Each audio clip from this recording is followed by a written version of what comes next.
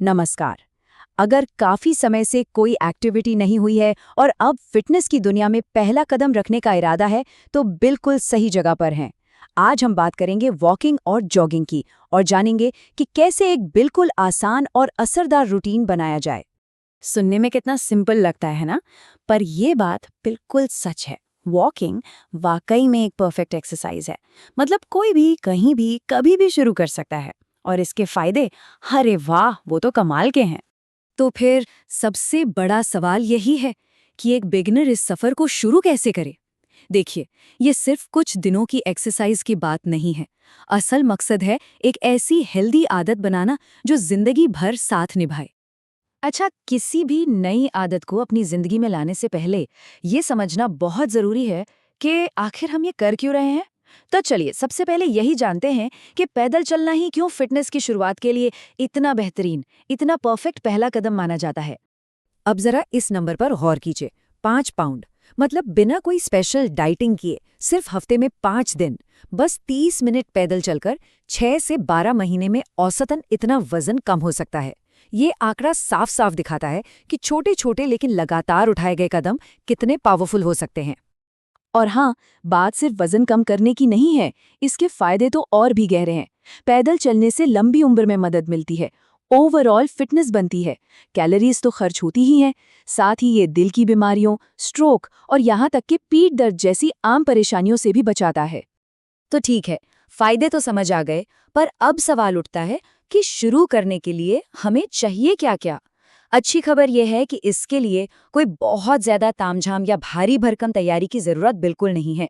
इसे एकदम सिंपल रखना है। देखिए, लिस्ट कितनी छोटी और सिंपल है। बस आरामदायक कपड़े, अच्छी फिटिंग वाले जूते, चाहे वॉकिंग हो या रनिंग, और एक घड़ी जिसमें सेकंड की सुई हो ताकि टाइम देख सकें। बस, कोई महंगी जिम मेंबरशिप नहीं, कोई फैंसी इक्विपमेंट नहीं, सिर्फ वो बेसिक चीजें जो ज्यादातर हम सबके पास पहले से ही होती हैं।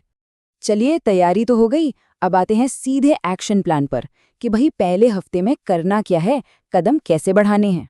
यहाँ सबसे जरूरी बात जो याद रखनी है वो ये है कि शुरुआत बिल्कुल धीमी करनी है, सिर्फ 15 मिनट से, और वो भी रोज नहीं, हर दूसरे दिन।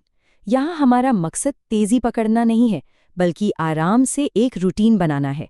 याद रखिए, ये कोई रेस नहीं है, ये एक अच्छी आदत की शुरुआत है। और अपनी रफ्तार कैसे पता करें? उसके लिए ये बातचीत वाला टेस्ट सबसे बेस्ट है। सीधा सा नियम है, अगर चलते हुए किसी से आराम से बात नहीं हो पा रही है, सांस फूल रही है, तो इसका मतलब है कि आप बहुत तेजी से चल रहे हैं। बस रफ्तार थोड़ी कम कर लीजिए। लक्ष्य है एक ऐसी गति बनाए रखना जो आरामदायक हो, न कि खुद को थका देना। अच्छा, तो जब कुछ हफ्तों तक पैदल चलने की आदत बन जाए और शरीर को इसकी आदत हो जाए, तब आता है अगला लेवल, यानी वॉकिंग से जॉगिंग की तरफ बढ़ना। और हाँ, यहाँ भी वही नियम लागू होता है, बिल्कुल सुरक्षित तरीके से और धीरे धीरे। तो ये बदलाव कैसे आएगा?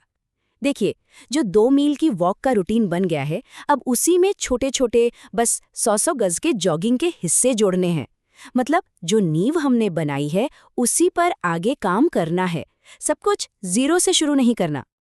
अगर घर के पास कोई लोकल ट्रैक है तो वो इस प्रोग्रेस को नापने के लिए एकदम परफेक्ट है। इससे ना अंदाजा लगाने की जरूरत नहीं पड़ती, सब कुछ साफ साफ दिखता है। जैसे पहले 1-2 हफ्ते 100 मीटर जॉगिंग किया, फिर 100 मीटर वॉक, फिर धीरे धीरे जॉगिंग का हिस्सा बढ़ाते गए, और हमारा गोल है 2 मील, यानी करीब 8 लैप तक बिना रुके जॉग करना।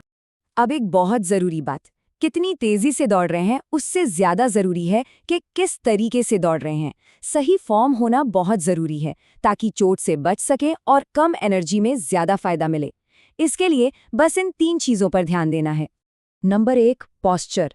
सिर हमेशा ऊपर, पीठ सीधी और नजर सामने की तरफ, अपने पैरों पर नहीं। सही पॉस्चर से सांस लेने में आसानी होती है और पीठ पर भी फालतू का जोर नहीं पड़ता। दूसरा पॉइंट है हाथ। हाथ कोहनी से मुड़े हुए और एकदम रिलैक्स्ड होने चाहिए, और कंधों से एक रिदम में आगे पीछे झूलने चाहिए। उन्हें सख्त बिल्कुल न रखें, क्योंकि अगर शरीर के ऊपरी हिस्से में अकड़न होगी तो एनर्जी भी जल्दी खत्म होगी और थकान भी महसूस होगी। और तीसरा और आखिरी पॉइंट है पैरों की मूवमेंट, यानी स्ट्राइड।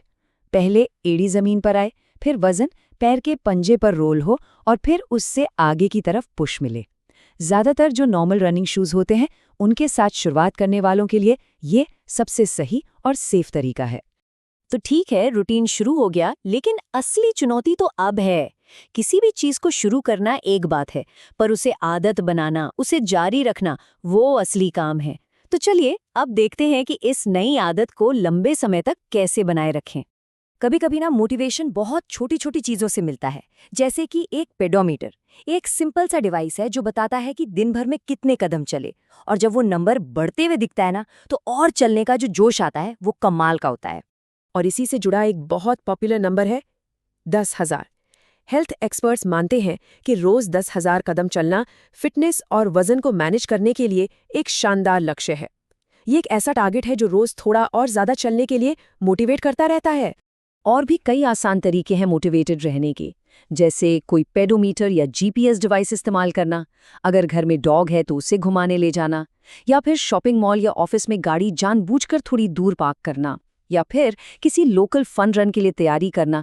ये भी एक मज़ेदार गोल हो सकता है। मतलब बात सिर्फ इतनी सी है कि इन छोटी छोटी आदतों को अपनी रोज की जिंदगी का हिस्सा बनाना है, और फिर देखिए कितना बड़ा फर्क पड़ता है। तो पूरा का पूरा प्लान अब हमारे सामने है। क्यों शुरू करना है से लेकर कैसे करना है, हर एक जानकारी। अब बस एक फैसले की देर है, वो पहला कदम उठाने की। तो सवाल बस यही है कि पहला कदम क्या होगा।